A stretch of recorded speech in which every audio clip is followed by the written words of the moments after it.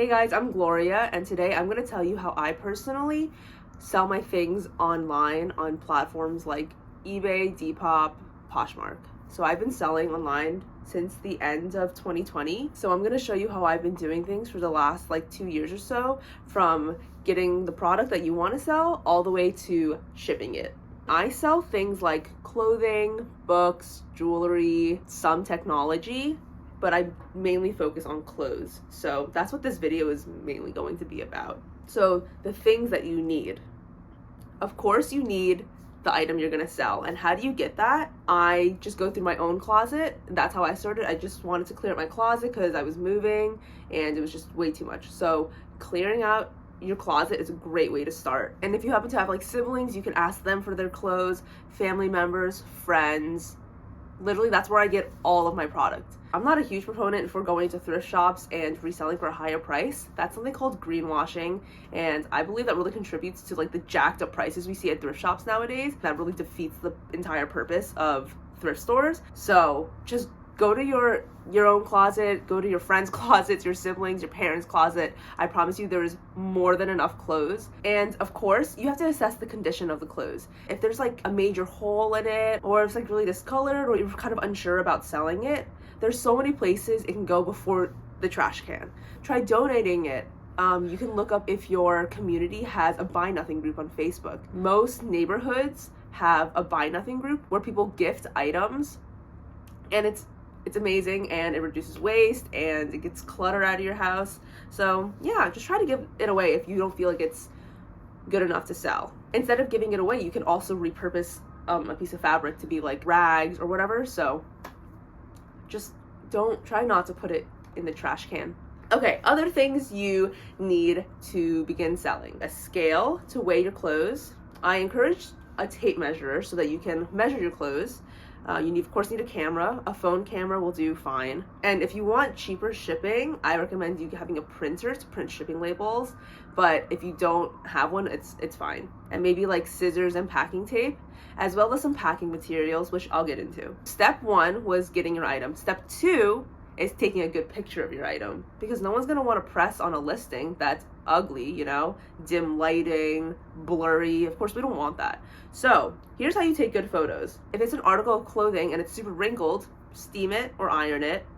If there's lint all over it, just lint roll it. It's super quick and it'll make your listing so much better. Another really important thing is just good lighting. So I take pictures in a spot that receives a lot of good natural light. If you don't have it, it's fine, but just make sure it's not too dim in your photos and that your photo most accurately represents the product you're selling in terms of color. And make sure that your background is not too distracting. I just take my photo on a white background, on a white wall. But when there's too much going on in your photo, sometimes the eye doesn't know where to focus on. And so just try to have a more minimal background. The last tip for taking good photos is if there's any defects, take a picture of it. You don't want to sell someone a product and it have a defect. They're not expecting it. They're going to leave you a bad review. So make sure you take pictures of all the defects and you make note of it in the description. This not only applies to clothing, but also books and tech, jewelry, literally all of them. If you don't mention any defects, people are going to expect the perfect product. Okay, so now that you have your photos taken, it seems like now is the perfect time to list your item. You could, but personally for me, because I do have quite a bit of inventory and I also sell my friends things and I sell my family's things, and we all have a different agreed upon percentage of the profits that we keep, I put everything in a spreadsheet. So let me show you what my spreadsheet looks like. This is not what your spreadsheet has to look like. Make it work for you. I have the item, the size, how much it weighs, its measurements, the price I'm listing it for, if I've sold it or not, when I sold it, how much I sold it for. So those are the profits. So after the shipping fee, after the website fee, Depop, eBay, Poshmark all have a fee. After taxes, how much did I sell it for? I have the tracking number as well, and this is something that I actually don't find useful, so I might stop doing that. And then whatever cut I promise that person. So for some people I give them 10% of the profits, some people I just give them $1, some I do 30%, some I give 50%. It's all whatever we agreed upon. So whatever amount I owe them, I goes in this column, and then the next column is if I pay them. I pay people at the beginning of every month. Of course, if you decide to do this with someone else, then that's going to be something that you guys decide on. It's just what works for me. It doesn't have to be what works for you. So my spreadsheet, if you noticed, had things like the weight and the measurements. So that's the next things we're going to talk about. Weigh your item and write it down. After you take a photo of it, just like weigh it. This will be important for shipping purposes if you're on platforms like eBay and Depop. Measurements are technically not necessary, and honestly, I don't always do it because it takes kind of a lot of time. But when I shop, I like to see measurements because I know like the measurements of my body and like what fits me well. And I know a lot of other people are like that as well. So to put measurements, it makes people more secure in the item that they're buying, and so they're more likely to purchase from you. And the very last thing I do before actually listing my item on a website is I research the pricing. There have been times when I list an item and it sells in like 20 minutes, and I'm like, oh, crap. Well, I definitely could have priced it higher. It's because I didn't do my research. You want to see how much it's retailing for. If it's still listed on like a brand's website or something, how much does it cost there? And then see how much other people are selling it for as well. Now you are ready to start listing your item finally. So for Depop, you can only do 4 photos and a video. So I try to aim for like 3 to 4 photos, the front, back, tag, defects, things like that. And then for your description, you want to put what you're selling first. Make it just a couple words. And then under that is where I put the size, shipping cost, and measurement. Now, shipping. This is when I feel like people get confused and just give up. Do not give up. Shipping is actually really, really easy. Because I'm not shipping anything super heavy or large, I personally just use USPS. What I found is they have the best prices, and it's actually more convenient for me because I live near a USPS. Okay, I don't want to overcomplicate this, so I'm going to try not to.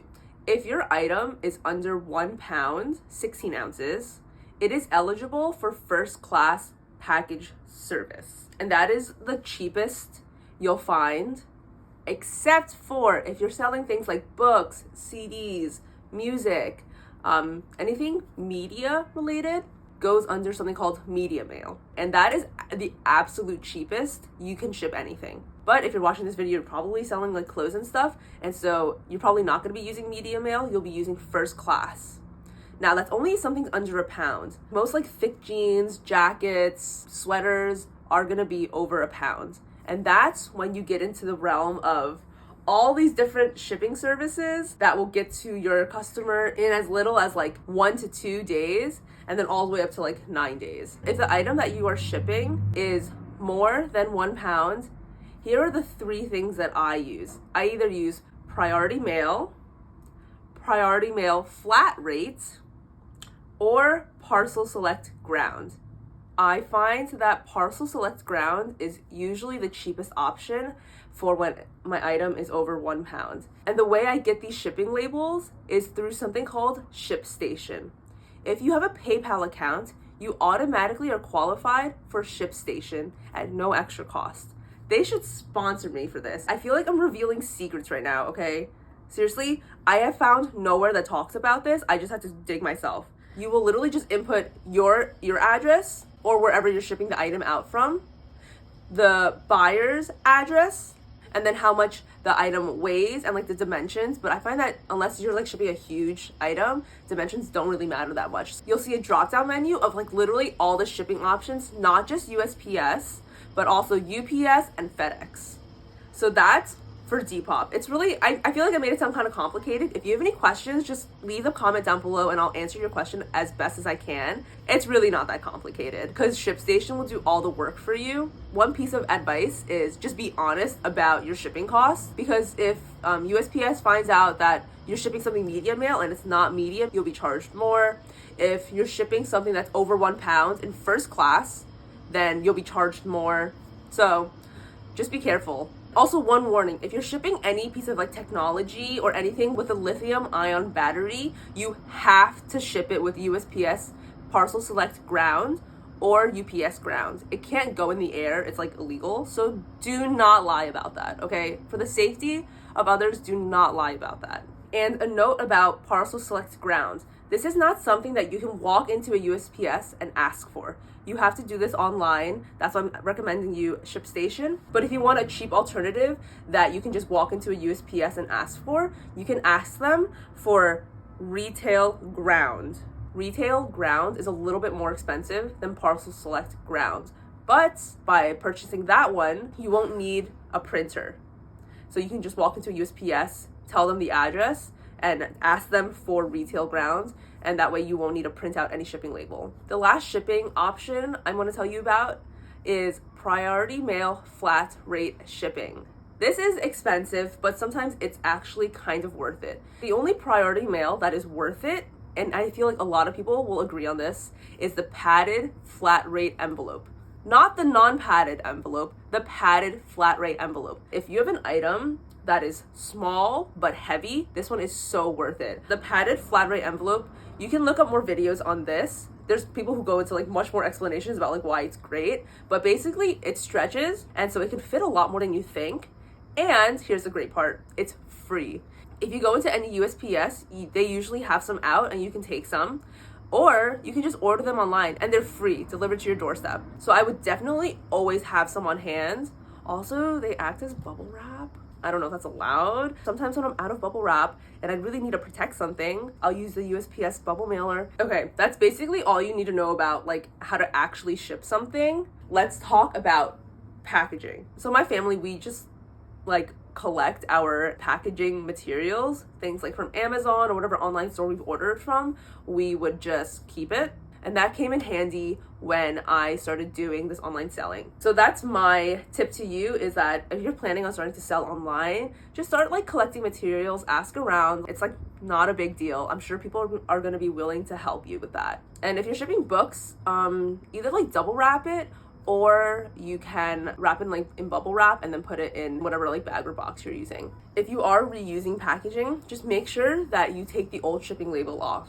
Now, if you don't have any old packaging or you ran out, there are places where you can buy shipping materials. Personally, I just get poly mailers off of Amazon, but there's places like Uline. I'm sure there's Etsy shops. You can just look up different kind of mailers and you'll find a plethora of options. And now you're ready to ship your item. Let me just go on a caveat and talk about eBay and Poshmark really quickly. So eBay is the same kind of deal, except for you don't need ShipStation. eBay has its own version of ShipStation within the platform, on the app or the website. So when you sell an item, you just press ship this item. Since you already put in the weight and its measurements when you were listing the item, it knows which shipping method is the fastest or the cheapest. And so that's done for you. And you actually don't even need a printer, because you can also have a QR code that you show at the post office, and then that way you won't need a printer. For Poshmark, I guess they have like some sort of partnership or something with USPS, but it's a flat rate that the buyer is paying for, and you can use any USPS priority mail packaging that you want. So personally, I love the padded flat rate envelope, so that's what I use, and I find when I purchase off of Poshmark, that's what a lot of other people use as well. Any boxes labeled priority mail flat rate, priority mail regional rate, you can use any of your own packaging. You just cannot use the express mail. And what I love about Poshmark is that it takes the whole confusion surrounding shipping out of the equation. The buyers pay for one flat fee, and you can use basically any shipping method. It's great. And now you're ready to sell your item. When you end up selling the item, congratulations.